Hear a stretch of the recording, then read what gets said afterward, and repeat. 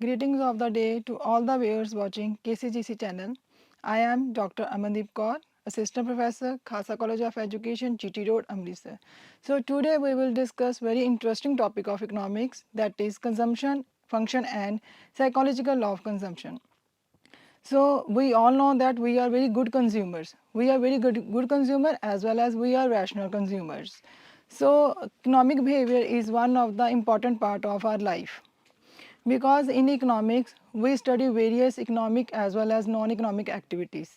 And consumption is one of the basic economic activity because we all consume. So consumption refers to the act of using, act of consuming, act of drinking, and act of consuming goods to satisfy our future as well as present needs. So now I will focus on the concept of consumption function. Consumption function refers to or consumption function represents the amount of consumption expenditure by the people at different level of income. Now I would like to draw a difference between consumption as well as consumption function because consumption represents the amount of consumption expenditure at a given level of income, and on the other hand consumption function represents different level of consumption expenditure at different level of income. So there is a very minor difference between consumption as well as consumption function, because in consumption we talk about given level of income and in consumption function we talk about different level of income. So a given level of income and different level of income is the basic difference between consumption and consumption function.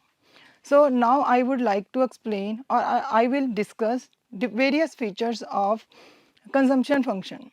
The first feature is psychological concept. So propensity to consume or consumption function is a psychological concept because it is our psychology that determines our consumption. It is our behavior, it is our taste or preferences that determines our consumption. If our habits will change, our consumption behavior will also change, and if our taste or preferences will change, our consumption behavior will also change.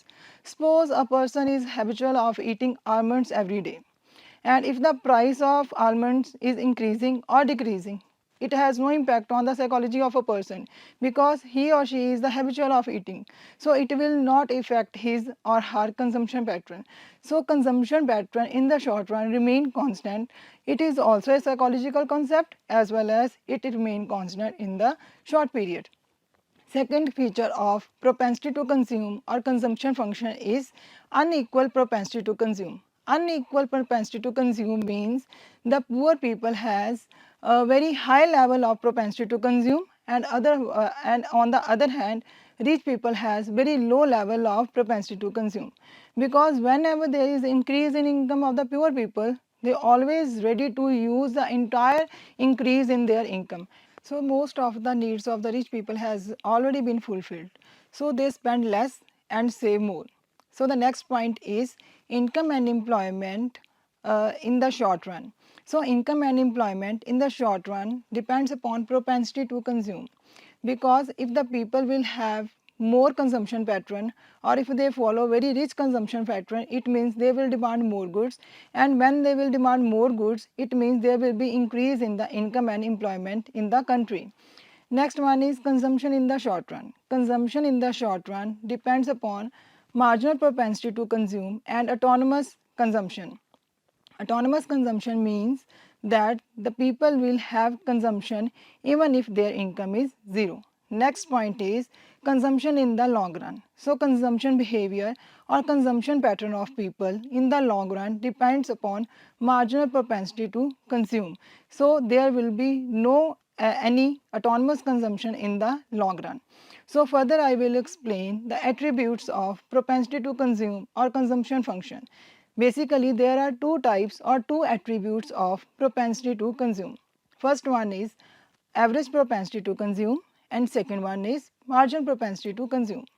Average propensity to consume is the ratio of total consumption expenditure to total income, and marginal propensity to consume refers to change in the consumption pattern or change in the consumption expenditure whenever there is an increase in the income. or we can say that marginal propensity to consume refers to change in the consumption pattern or consumption expenditure whenever there will be an increase in income. So further I will explain the different factors that affect the consumption behavior or propensity to consume of a person. Broadly, there are two factors. First one is subjective factor and second one is objective factors. Subjective factors. Subjective factor refers to the psychological factor that an individual has. It means the psychology of individual, habit, preference, nature also affect the propensity to consume, and the subjective factors are further divided into two parts. First one is individual factor and second one is business factor. So now I will explain individual factors that affect the propensity to consume of a person. First one is farsightedness. Farsightedness means if a person is very concerned about the future need. If a person is very concerned about the future need, it means what it means. It means that a person in present time will spend less and will save more for the future. So in the present time, his propensity to consume will be less. Second is occupational motive. If a person is concerned about his occupation or he or she want to extend his business in the future time, so it will also implies that, or it will show that in the present time he or she will spend less in the present time and will save more for the future time. Third factor is precautionary motive. Precautionary motive means any kind of emergencies, any kind of problems or issues a person may face in the future time. So the next factor is precautionary motive. Precautionary motive means a person is very concerned about the future problem. If a person is concerned about the future problem or he thinks that in future time he will need some money, so it means that he will consume less in the present time and will save for more for the future time. Next point is enlarged increase in income. Suppose a person has having idea that his income will increase in the future time, so in the present time he will consume more and save less for the future time. Next point is economic nature of a man. Economic nature of a man signifies that a person is a whether miser or a person is spendthrift. A spendthrift person will always consume more and will save less. And on the other side, a person who is a miser, he will always save more and spend less. Next point is status in the society. If a person has a very wealthy status in the society, definitely he will show off and he will consume more and will buy more expensive goods and he will save less for the future time. So next I will explain the features or the factors that affect the psychology of a person or that affect the consumption behavior of a person, and these factors are business factors. First factor is uh, business motive. If a person want to extend his business in the future time, so definitely he will consume less in the present time and he will save more for the future time. So his propensity to consume in the present time will be less and in the future time it may be or may not be more. Next point is liquidity preference. Liquidity preference means if a person want to hold cash in his or her pocket. If a person has an intention to carry more cash, it means that he will consume more because he want to spend. And if he want to spend, it means his propensity to consume will be more at the present time and it will may or may not be high or less in the future time. So the next point is financial prudence. Prudence means the depreciation or obsolescence of the machine. Means कि if the machines that has been installed in the industry, they may be depreciated or they may be obsoleted with the time. So if a person is very concerned about the obsolescence or depreciation of the machines, so he will try to save more for the future time and will spend less in the present time. So in the present time his propensity to consume will be less. Next one is modernization. Modernization refers to the use of new technology, new machines or new inventions in the industry. If the businessman wants to install new technology or new inventions in the industry, so definitely he will save more and will consume less in the present time. So in that case, his propensity to consume will be less at the present time. So the next point is successful management. If a businessman wants that there will be no strikes, no lockouts in his industry, and he wants to become a very successful manager, and he wants to fulfill all the needs of his employers, so definitely he will save more to satisfy their needs and will consume less in the present time. So in the present time, his propensity to consume will be less. So further I will explain the objective factors that affect the consumption pattern, consumption behavior or propensity to consume of a person. First one is change in the monetary income. Change in the monetary income refers to that there will be increase in the income of a person. It means that if the income of a person will increase, definitely he or she will increase his consumption. Second point is change in the real income. So there is a very minor difference between change in income or change in monetary income, and change in real income. So next point is change in real income. So there is a very minor difference between real income and monetary income. Monetary income refers to increase in income, whereas real income refers to increase in income with respect to change in the price of goods and services. If the price of goods and services falls, it means there will be rise in the real income, and on the other side, if there is fall in the price of goods and services, the real income of a person will rise. So whether the real income of a person is increasing or decreasing, it will have definitely an effect on the propensity to consume. If the real income decreases, propensity to consume will be high, and if real income decreases, propensity to consume will be high, and if real income increases, propensity to consume will be low. So the next factor is change in the distribution of income.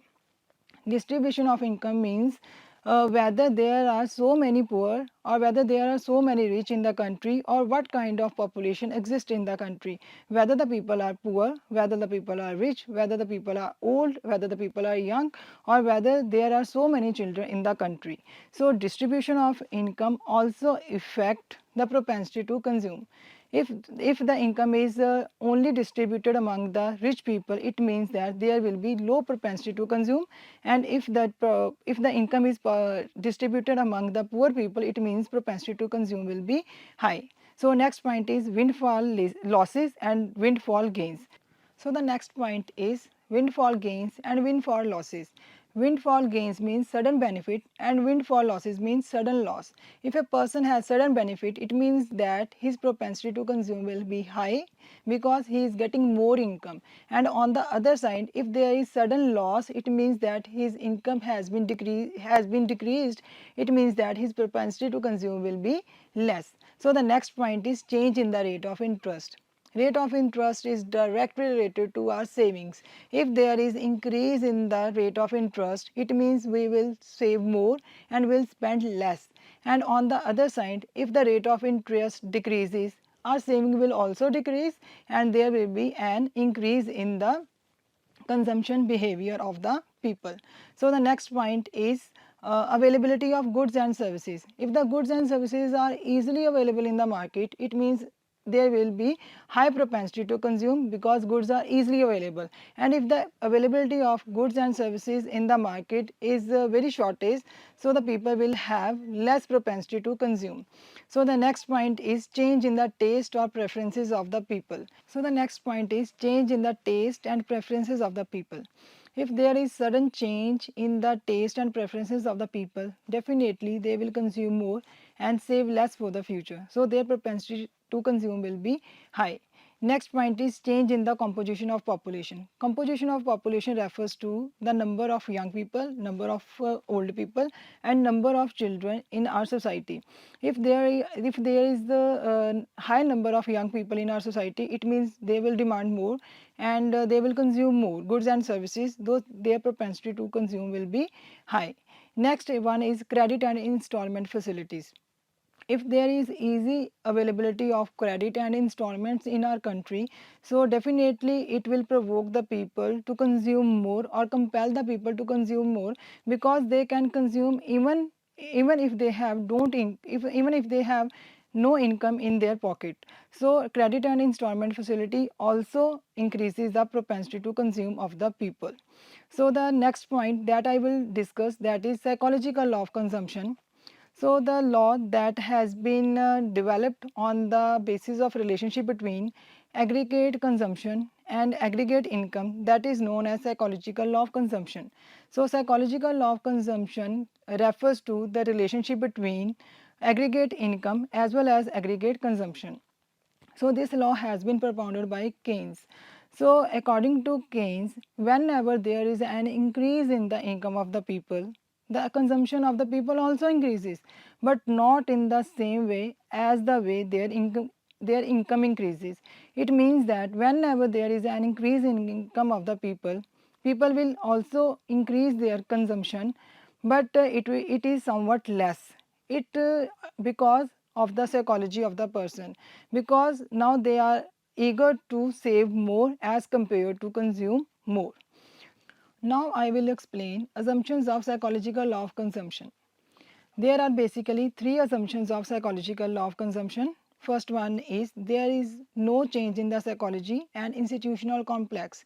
It means that behavior, nature, taste and preferences of the people will remain constant in the short period.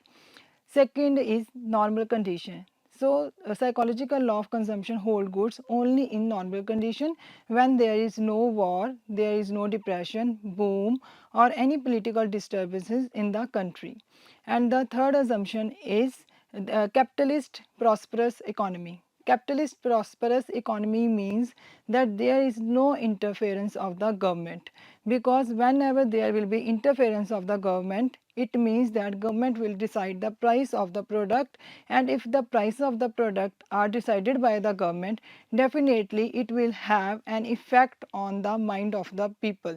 So in this psychological law of consumption, we assume that there will be capitalist prosperous economy in the country. So now I will explain the features of psychological law of consumption. Basically there are two features of psychological law of consumption. First one is an increase in income will lead to an increase in consumption, but not in the same way. And second is an increase in income will be divided into two parts, that is consumption and saving. So this is all about the consumption function and propensity to consume and psychological law of consumption. So at the end I can conclude that consumption is one of our economic behavior and it is an important part of our life. So we all should consume more and more goods in order to increase national income of our country. Thank you.